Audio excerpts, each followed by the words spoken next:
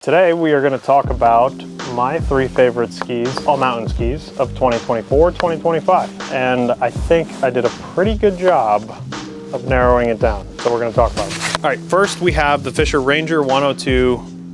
This is a ski that I've loved for a very long time. We work with Fischer very closely, so I will say all of that before I start this review.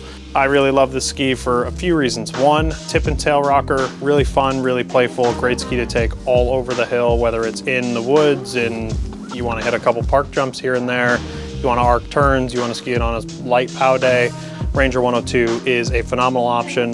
Fischer will always be very close to my top list because the durability of these skis as I hit it on a railing above my head. The durability of these skis is second to none. It is very, very difficult to break a Fischer ski. I will put them up in terms of construction, in terms of quality of build, up against any ski manufacturer in the entire world. This stuff is made so well. One of the reasons it made the top this year and not last year is because it looks beautiful this year. No changes construction-wise from last year's version, but God dang, that pink and purple combo is so good. Also worth noting, 17-meter turn radius on this ski. So, Fischer Ranger 102. Next, we are going to talk about what is typically the most boring ski in the entire world to sell, and that is the Nordica Enforcer. I say it's the most boring ski to sell because everybody just comes in and buys it. Like the Enforcer for the last decade has been the go-to ski option for people looking for a strong, powerful all-mountain ski that still can have a little bit of fun.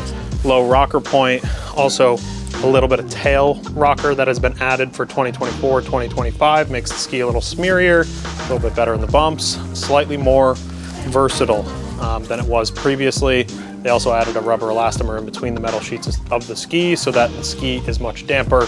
It feels a lot smoother, and it also feels like you don't have to put as much gas into this ski as you did previously. I think this has brought the weight limit of the person who can ski this down a little bit in terms of like the starting line. Like this is a ski that typically people that are sub 150 pounds may not love because there's two sheets of metal. It's very powerful, but now with the added tail rocker, that rubber that we talked about, this has actually become a more all-purpose ski, applies to a lot more people than it did previously.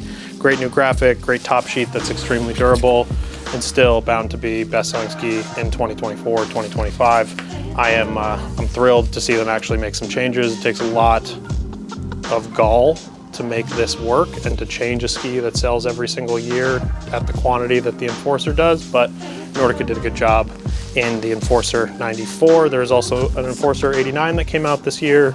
Also worth noting, 16.5 radius in this length for this ski.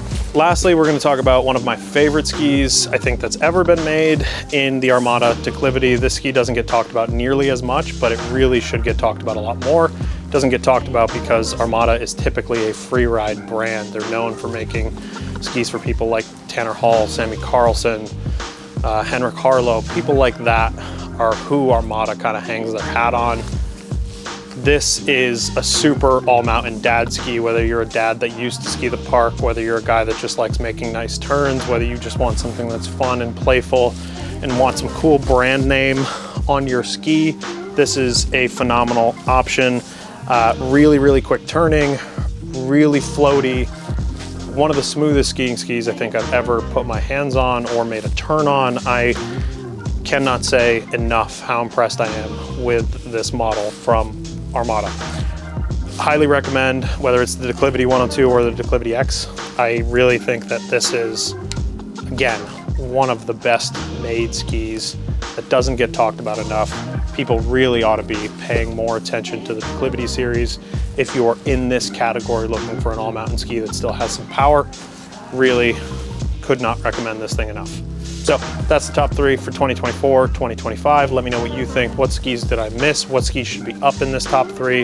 I'm sure there are a lot of great skis out there. I know that there's a lot of great skis out there, but these are three that I find myself going to day in and day out.